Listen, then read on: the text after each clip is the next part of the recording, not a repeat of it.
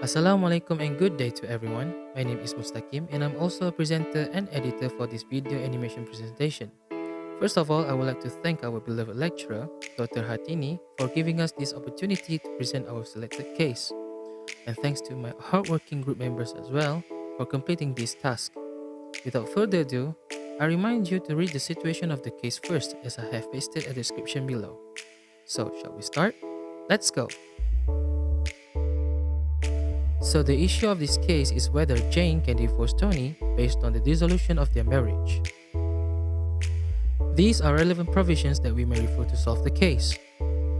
Section 48 Clause 1 of the Law Reform Marriage and Divorce Act 1976, the marriage must satisfy three conditions for the court to have the authority to issue a judgment of divorce, whether it has been registered or declared registered in accordance with the LRA, or it was contracted under the law, providing that marriage is monogamous and the parties are Malaysian residents at the time of the petition. If we refer to Section 53 and 54 of Law Reform Act 1976, both mention that the marriage breakdown is ground for dissolution. You can refer to both sections and then we can apply for the facts of the case.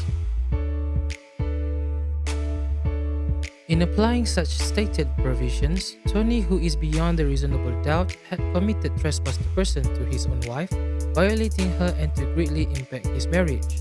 As Tony had further dug their marriage in grave deeper by cheating his own wife, Jane is entitled to claim for damages from her husband, Tony, by the provision of Section 83B of the Law Reform Act 1976.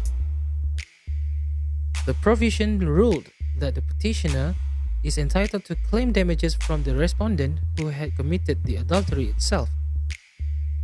As there are non-specific methods to calculate such damages, this has made Jane entitled to damage from Tony for sure, but the amount to be vague as indicated in the case of Liu Kui-Wah against Ng Kok Seng Philip and another, of which the court has decided the adulterer, the respondent, is to pay damage, not just via monetary means to the petitioner. Tony as a husband has showcased disagreeable behavior as a husband to Jane.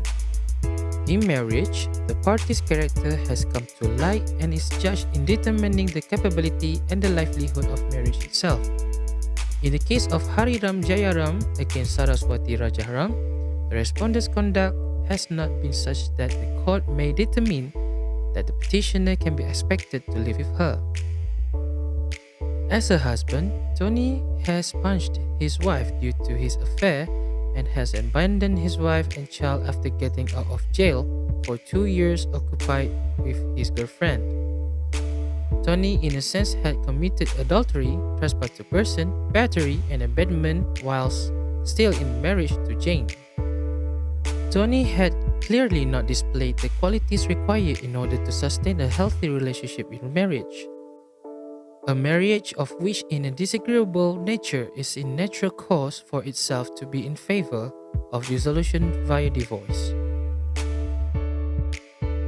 In the case of Santos against Santos, the mere excuse of living apart in living by separation to each other will not fly as a claim of desertion, as long as both parties had considered the marriage to be valid.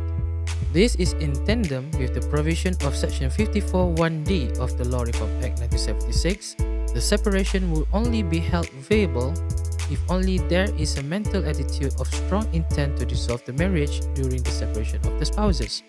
It is safe to assume that both parties, Jane and Tony, had still considered their marriage to be valid despite of Tony's cheating and his voluntary act of eviction away from his marriage for 2 years, as Tony had tried to get back together with his wife Jane again, and her acceptance to forgive Tony despite later rejection upon knowing of Tony's illegitimate child in his 2 years away.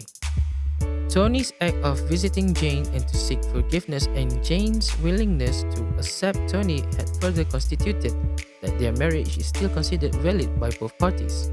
As such, Jane's claim of Tony's desertion may not pass, as both parties' initial willingness to forgive each other and continue the marriage. It is clear that Jane has many possible grounds for her to bring up and made possible use to pursue her grounds of divorcing Tony. She may claim Tony's misconduct of trespass to person in his argument of his affair, Tony's charge of battery of hurting her due punching her nose, and being adulterous with his affair. She indeed, however, may not claim Tony to be adulterous as she had not displayed a strong intent in 2 years of Tony being apart from her. In conclusion, Jane would successfully claim for divorce since all the requirements for divorce has been met in proving Tony's adultery and behavior. All in all, Jane may divorce Tony and dissolve the marriage successfully. That is all from us. We hope you can get some knowledge from this presentation. Thank you.